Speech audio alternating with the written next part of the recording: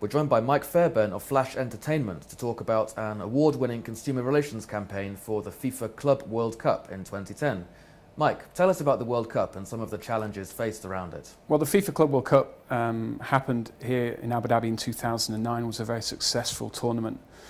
We got involved in the 2010 edition, and one of the big challenges was consumer engagement, football fan engagement, profiling the football teams. It was a tournament that had some stigma attached to it internationally in terms of credibility, but it presented the only international club football tournament in the world.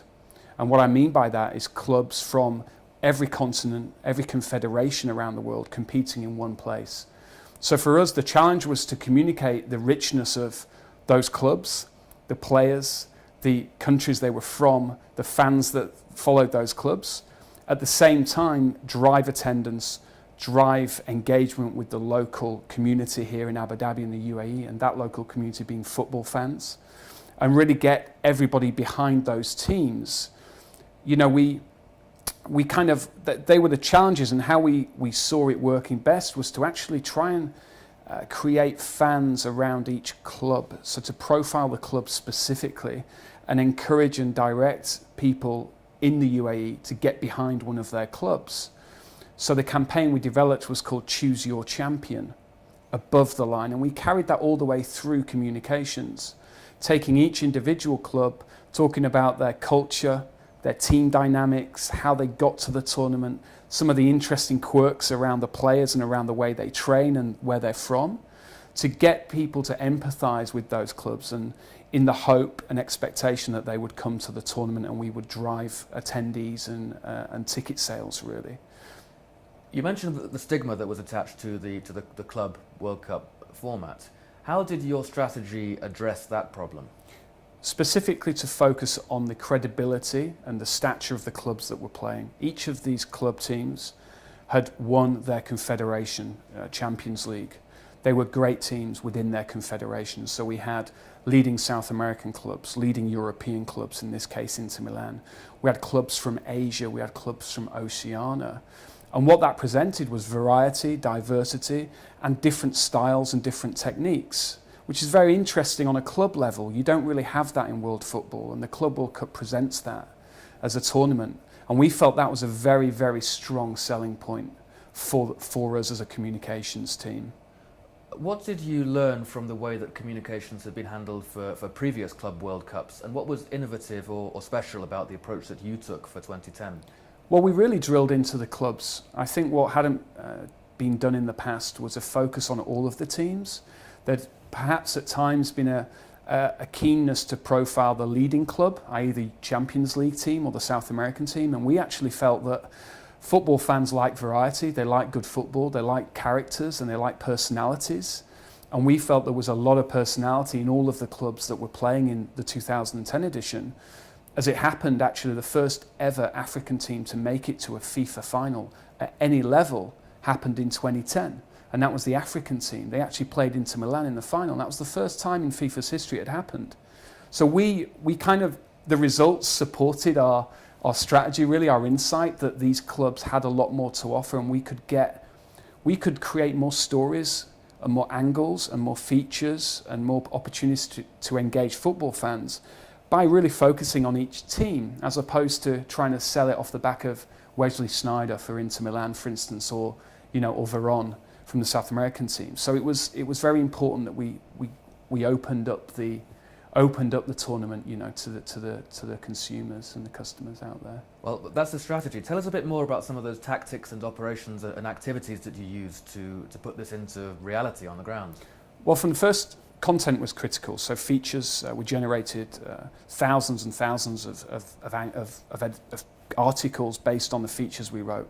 So that was obviously was something that all comms teams will be very familiar with. But one of the other key things was creation of events and community outreach programs within Abu Dhabi, within schools, within football clubs, and ensuring that we maximise those engagement opportunities. We had a mascot that we took to schools. We created a schools training program for young footballers. We built a football village on Abu Dhabi Corniche, which had over 200,000 people attend, where we had activities. And so as a comms team, it was very much about communications, marketing and events, working together to create these media touch points, if you like. We had lots of different events. So that they were two very important aspects. Another thing that was very different was we'd introduced an e-ticketing system for the tournament. Flash built that system and brought it into play in 2010. It was the first e-ticketing system in the region. People could then get their tickets emailed to them at home. That's a big story and a big angle, and it was exclusively for the FIFA Club World Cup, and it was launched for that tournament. So for us, that presented a great opportunity to say to media, look, people can easily buy tickets. They can get them printed at home, at work, and they can come to the event. They won't have the problems of access or parking or the things that sometimes they have been associated with events anywhere in the world, really. So there was a combination of content, of at-event engagement and grassroots opportunity, and the e-ticketing system. Then the final piece was working with FIFA, working with the clubs, and in particular Al Wada, the local team. First time Al Wada FC was playing in the Club World Cup, an Abu Dhabi-based team. And so for us, we worked very closely with the physios, the coaches, the players, to create stories around that club and to get their local fans, and indeed Emirati football fans, behind that club. So how players train during Ramadan, how they balance their training with fasting. Some really important kind of local cultural kind of stories, and trying to deliver that content through media. And we were very successful, actually. The media responded well to as all media will, if you give them good angles, good stories, good events in the marketplace, good community programs, that they can see that the tournament is not just about the big players at the big stadiums on the big match day. The program's actually got some longevity to it. So we were very fortunate that we had a team that were creative, that we were a close-knit group, the event team, the marketing team, the comms team, and the tournament team. We all worked very closely together to really maximise all the different opportunities. And as you get through to the tournament, the final piece, the fifth piece, I guess, was FIFA themselves. So having solid press events at the stadium, good launches, ticket launches, team announcements, the actual announcement for the draw of which clubs would be playing each other. We made those creative events, lots of video, lots of interviews with the teams, and try to really, again, thinking back to that choose your champion strategic idea, is making sure that the press events and the launches and the conferences really hung around that proposition, basically. Let's look quickly at some of the outcomes, the results of the communications campaign. What was achieved in practical terms as a result of the communications, and how can you link that back in measurement tools to the activities that you undertook? Well, the biggest measurement is how many people buy tickets and who comes to your event. We're in the business of events, and for communications, that's the biggest metric. And we're pleased that over 30% increase in 2009 in terms of ticket buyers and attendance. It was oversubscribed versus the year before. We were above target. So whilst that's not directly PR driven, it is the comms team and the marketing team has to take a lot of satisfaction from that. We've generated over 1,600 articles in local press and regional press, which was a 20% increase on the year before, which was fantastic.